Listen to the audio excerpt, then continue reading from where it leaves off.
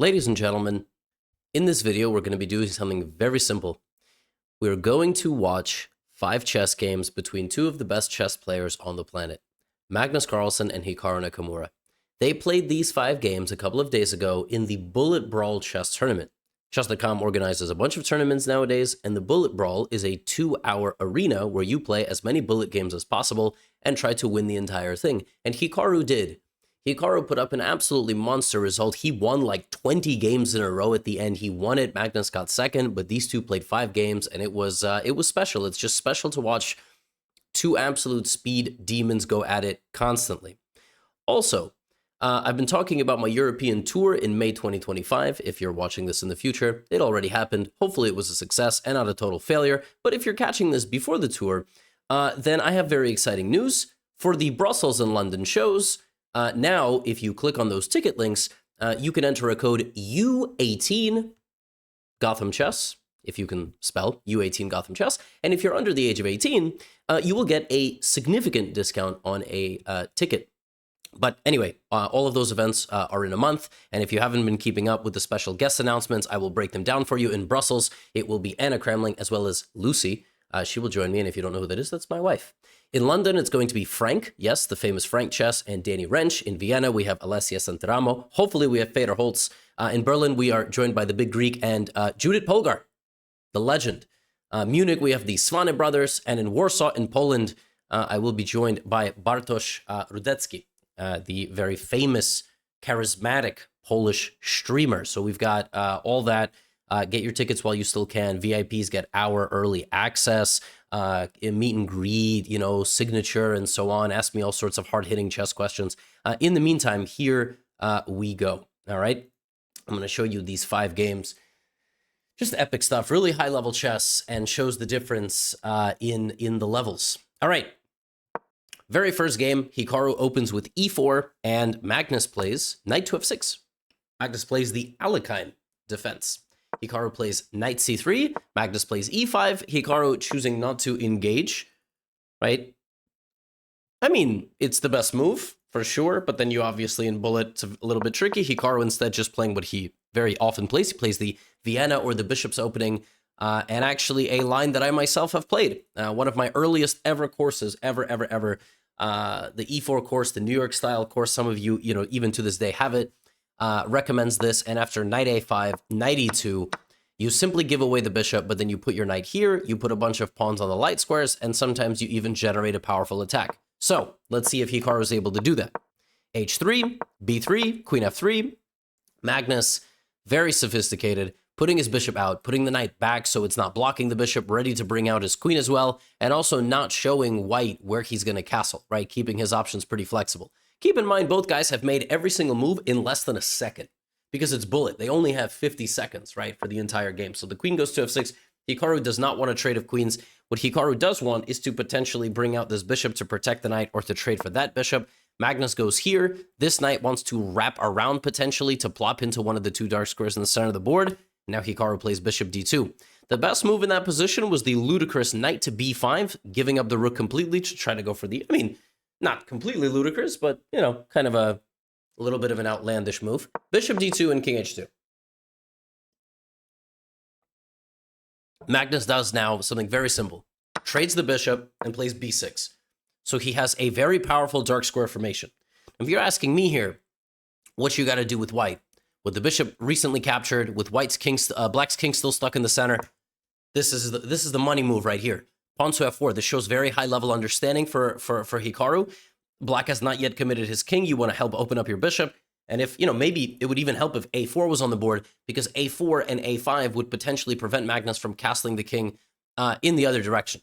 Now, Magnus plays pawn takes f4, and Hikaru plays rook takes f4. It was even better for Hikaru to play knight f5 first and completely ignore this pawn, which is not human. Rook takes f4. Magnus blocks everything with f6. Notice how Magnus has 7 pawns on the dark squares and a light squared bishop. That means that the 2 play very, very well together on the color complex, not collar. Collar is this thing. Color complex. Rook to f1, long castle, and now black is okay. Because white obviously has everything pointed in this direction, and black brings the king over there. Now you probably have to start playing things like a4, a5. Hikaru plays a4. Magnus doesn't even hesitate, plays a5, just generally good protocol. If Magnus didn't play a5, Hikaru would play a5 himself, then he would take, then he would immediately wrap the rook to the a file, and he would have a very powerful attack. Now the major question is, does white play the move b4 here? This is the move I would play in half a second. I wouldn't even hesitate. That's what Hikaru plays. That's not the right move, but it's a very natural move because obviously you want to play a5, then you want to take. Now black's options are to put the knight into the middle of the board, occupying a very powerful square, ready to rotate this way. Knight c5, also kind of a natural move, and also there is queen f7. Magnus finding queen f7 in half a second. This is when you first let Stockfish think in this, you're trying to attack, you're trying to go right, black is feeling a little bit cramped. It is crazy that in half a second, Magnus Carlsen says, no, I just need to attack the weakness. Like, this dude is just on another planet. It's like, and so white obviously chucks the pawn, right? Bishop takes c4 now is possible. But first, Magnus improving the knight, right, attacking the queen. Queen rotates over to c3, and still this is possible. By the way, the winning move here for black was g5, trapping the rook. That's definitely findable. But Magnus playing every move very instantly, playing on momentum, taking on c4. Hikaru plays rook d1, and now king b7. King b7, very, very prudent move. He just wants to go defend his position with the rook. So Magnus is now up a pawn, and Hikaru's position is very scrambled. This knight is extremely powerful. This bishop is standing on a nice square. It's very difficult for white to break through. He's trying. Magnus sealing the position, kicks out the knight. But Hikaru did manage to provoke a little bit of a weakness. And now Hikaru has a second win, but he is down 6 seconds, so time is ticking. Queen e6. a6 check. Do you take the pawn, allowing in the pieces, or do you... Wow. Queen goes back to e1. Look at this. Knight d5, rook a1 possibilities, but, black is going to play defense as well. Queen e1, king b7, bishop c3. Hikaru trying to keep a pace on Magnus, but Magnus up 2 pawns. Kicks him out, rook e8, rook b1, queen e4, and now suddenly Hikaru back in the game. Magnus's pawn has fallen.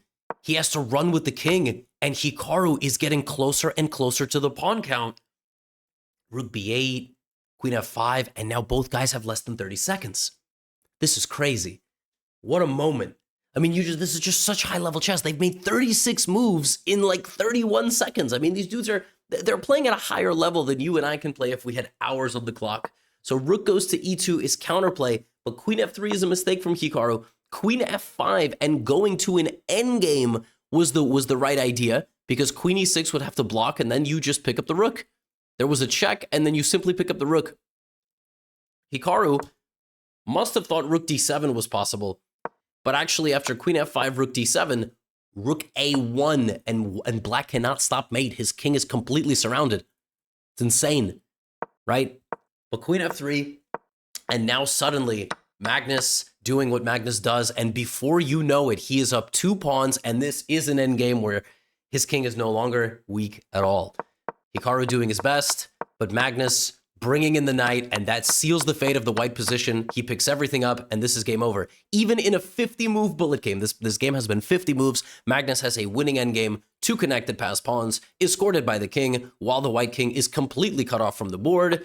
And I think Hikaru is going to play out a few more moves, but it's just too little too late. And you may be wondering why Hikaru didn't stop the pawn. I mean, he was sort of absent-mindedly making moves. If the pawn goes here, it doesn't even matter, because of the beautiful positioning of the black king. Perfectly. Escorting the pawns, protecting with the rook, and Magnus wins game 1. A very, very tense back and forth game, and it goes to Magnus. Now, we have game number 2. So Hikaru, this game happened like 15 minutes after that last one, like 13 minutes later, all right? Hikaru plays e4. This time, Magnus goes modern defense. And this is the beautiful thing about bullet. These guys are always going to be playing different openings. So we have bishop g7. All right, and h4, aggressive, provocative move from Hikaru. Knight f6, knight f3, bishop e2, and we have d5, attacking in the center of the board. Knight goes to g5, and look at the position that Hikaru generates in the early game. This is typical stuff if you're ever trying to attack a person who's playing the modern, but notice how Magnus is playing the modern without castling. Second game in a row, he's leaving the king in the center of the board for a little while, because it's actually kind of difficult in bullet chess if you don't know which side to attack. But Magnus castles at a moment where Hikaru's got a lot of momentum, and here comes this move g4, and this is going to be problematic for black to defend. b5. This is like a very, very, very, high-level move, just leaving everything, leaving the pawns, not taking, saying, all right, come get me. Hikaru takes on h5, very natural move. b4. Oh, this has to be a bluff, right? This absolutely has to be a bluff. The winning move here for white is to actually just take on g6. Just keep going. Hikaru takes here first. Not the best move, but still a very, very powerful, not the best move according to the computer. Magnus takes the knight, Hikaru takes the knight. But that was the wrong move. Hikaru had to throw in bishop takes, attacking the queen, and then he needed to take the knight. And actually, it might not have even been that. I think he needs to go here and take on g6. Hikaru has to leave this knight completely, which is just unfathomable. But now, black is winning. So in the span of a little skirmish, it's actually Hikaru who is in a losing position. He needed to take on g6, and after b takes c3, he takes on f7. If rook takes f7, he takes, black moves the queen somewhere, and you just attack. You just attack. You don't touch anything else. And then you can put your knight on e6. You can take the rook when you're ready. You can play h5, h6, queen g2. This is how you win the game. What happens in this game is ultimately in the skirmish, it is Magnus who gets a totally winning position. He defends his king perfectly. He's up a bishop, and white is in dire straits. Look at this final move. Rook to e3, opening up a discovered attack on the checkmate, attack on the queen, attack on the knight, and Hikaru resigns. What an absolutely emphatic victory by Magnus. 2 victories in the bullet brawl in the span of 2 games. This one just came down to a little exchange, and Hikaru went down. Now, they met again around 10 minutes later. This time Hikaru has the black pieces. Hikaru plays the Scandinavian defense. Okay? My man, playing the openings that I like the most. Knight c3, knight f6. All right, so nobody is really accepting anybody's openings. Magnus is not taking on d5. Magnus builds up a gigantic center, which is very normal in the Scandinavian. And then he just plays like this. He plays very direct, very confrontational chess. He's trying to refute Hikaru's opening from the very, very kind of nexus of the face. And he actually does that. In this position, he is completely winning if he continues with knight to g5. Very energetic play. I have a feeling Magnus didn't really see anything to play for after queen d7 and black can castle and also kick you out. But actually, yeah, castles and getting into the f7 score would be winning. You kind of have to just hold your breath here and play rook f7. It's a little bit difficult to come up with all of this when you are, trying to play very quickly. Hikaru stops knight g5, and very quickly, Hikaru gets a completely reasonable position. So both guys missing small chances against one another in the opening, and now actually it's white who has a weakness. It's white who has no particular attack. It's white who has a pretty stupid knight on c3, which he's going to have to figure out what to do with. He's trying to figure out what to do with it, right? He puts the knight on b5, but here comes a counterattack from Hikaru, and queen h5. And now Hikaru's losing. Like, this is the beautiful thing about Bullet, is that ultimately you're both going to play pretty terrible moves at certain moments and get losing positions. Knight to d6, that was wrong. Apparently what you had to do is play c3, followed by knight c7, and just pick up the pawn on e6. So Magnus puts the knight on the wrong square and goes for the wrong pawn. He goes for the pawn on b7. Kind of crazy to say that Magnus, going for the wrong pawn. Here comes Hikaru with the counterplay. Okay, just move your king over to g1. Yeah, fantastic. Now there's no, tricks. Rook goes to e8, c3. I mean, this is one of the most vintage Magnus Carlsen positions you could possibly imagine. I mean, he is just limiting his opponent's counterplay. He has a much, much better position. He's looking to get into an endgame, and he blunders a pawn. It's kind of funny. Like here, he could have played rook f2 or b3 and kept everything solid, but he loses a pawn. Okay, now, still, we have a very, very, very typical Magnus Carlsen position. He has 30 seconds on the clock. He has a slightly more active knight, which is doing something. He's going to have a slightly more active rook. How is Magnus going to beat Hikaru for a third game in the Bullet Brawl? Wow, a4. I mean, this position was literally invented for Magnus Carlsen to win with the white pieces. Rook e7. How is Hikaru going to beat Magnus in the most dominant phase of the game for him? Now you leave the position with the knight. You get in with the rook. You wrap around the knight over here. How are you going to win this position? Ooh, Magnus rushing. Magnus rushes in a little bit, thinking that he has a kind of a free pass in this endgame. King e7, king f2. Can Hikaru actually defend, in Magnus Carlsen's most dominant form of the game? King g5 here, so neither pawn can move, because if either pawn moves, you are going to get in. g4, king... Ooh!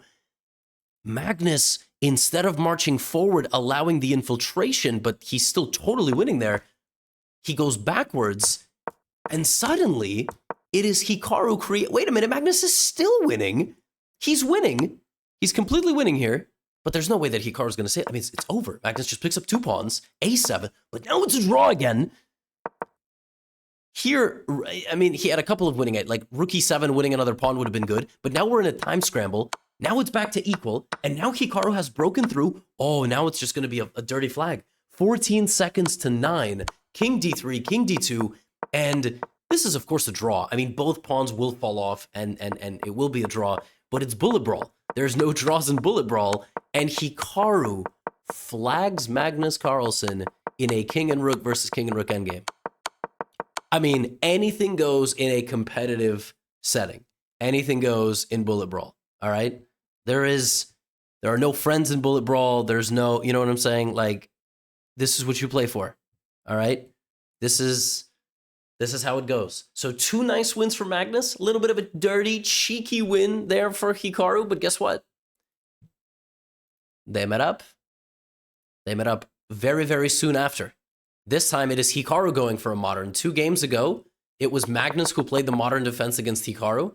Now it's Hikaru playing his own Caro-Kann modern fusion against Magnus, trading back and forth. I mean, sometimes you got to get one on the board.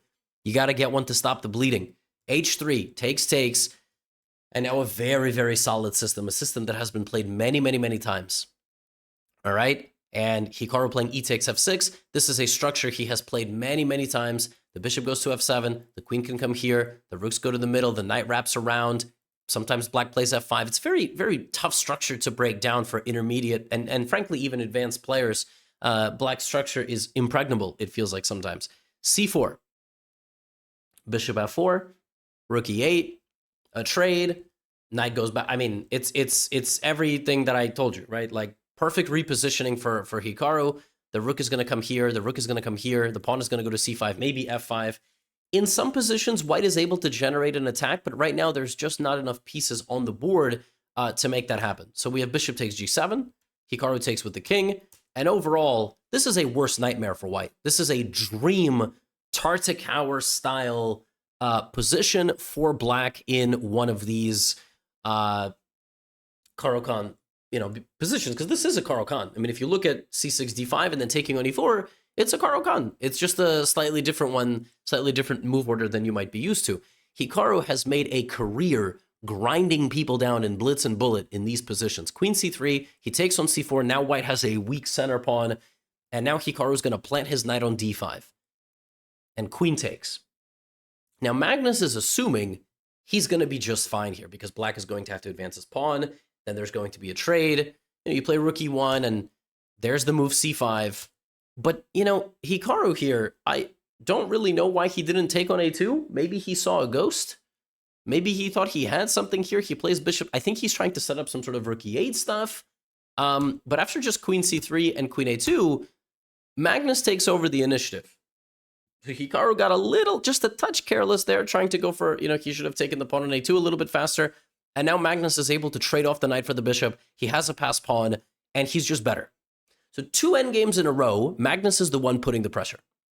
But Hikaru's, I would argue, just on any given day, one of the best defenders in the world. So rook d5, rook a1. There's no way Hikaru's going to flag Magnus in 2 endgames, right? Rook e1, now we have a queen endgame.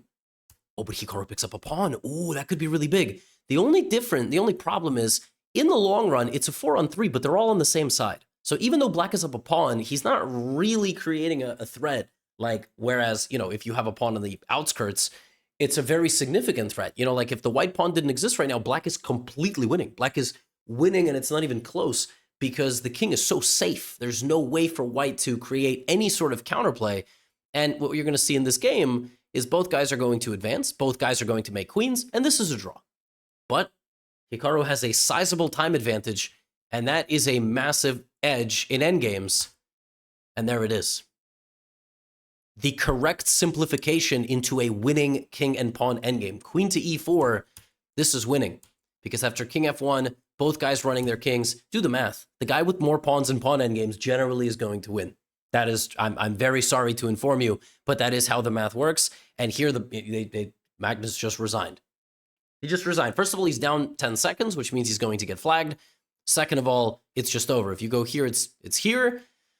If you go back, king here, here, here, you go back, and then I eat your pawn. So a crazy, I mean, to beat Magnus Carlsen from this position with the black pieces, literally there is one man on planet Earth who can do it, and it is Hikaru. Now, fifth game rather, but third game in a row, with Hikaru getting the black pieces, and this time, what else except a London? It wouldn't be a bullet game unless the boys played a London system. H4 and C5 striking back in the center. Hikaru playing this H6, A6 system, stopping anything from advancing on the edges of the board. And then he puts his bishop on G4 because white overextended early.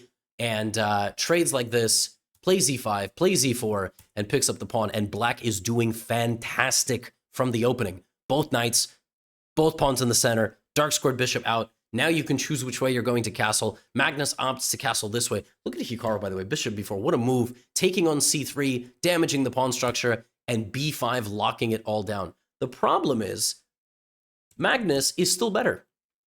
Not after f3 king b2, but Magnus was apparently better after if he played the move a4, which is, I mean, I don't even know how you can, what? And the point is you put your king in the middle. Duh. And then you go over there. Yeah, so maybe not so better after all. He's trying, but let's watch if Hikaru can not just kind of like defend in an endgame, but if he can demonstrate how knights can actually be better than bishops. You look at pawn structure for white, damaged, right? Not looking particularly great. Pawn takes f3, knight goes to e5, and both guys have ruined structures, but it's going to be a race for whose pawns are going to collapse faster. Magnus plays rook takes d5. Hikaru jumps in with the rook on e3. Magnus goes back to defend himself. Hikaru goes back as well. And now it looks like Magnus gained a little bit of momentum, but here comes knight e5. Knight is going to take f3. Rook c3 is just simply incoming. Like, there's nothing you can do about it because you have to move your rook. Rook d6. Both guys have a terrible structure, but the game ends with a fatal mistake. Rook c3, Magnus should have just kind of like played the offhand move, rook a6. He tried to be a little bit, cheeky here. He was like, I'm going to kick the rook away. The problem is he kicks the rook away, but directly into a fork. Rook takes f3. Flies down on the board, and 3 wins in a row for Hikaru. Cap off a 3-2 little series victory over Magnus Carlsen. These games were over the course of an hour, and then after this, Hikaru managed to win Bullet Brawl by 40 points. I think he scored something like 20 more wins than Magnus in the tournament overall, which is just crazy. Just absolutely crazy. But it just shows at the level, these guys are 3,300 level Bullet players. Sometimes they blunder, of course, but overall their games go like 60, 70 moves without significant mistakes. It's just so incredible to watch. And even though Hikaru's like 95 years old and, retiring from chess and everything, he's still winning the Bullet Brawl over Magnus and over just monsters. You got Bortnik in there, Naroditsky, Andrew Tang, probably Nihal Sarin from India plays. Just wild stuff, absolutely wild stuff, and a pleasure to watch, all right? I wanted to share that with you, and that's all I've got for you today, all right? Check out the tickets for the Europe tour with so many special guests, and get out of here.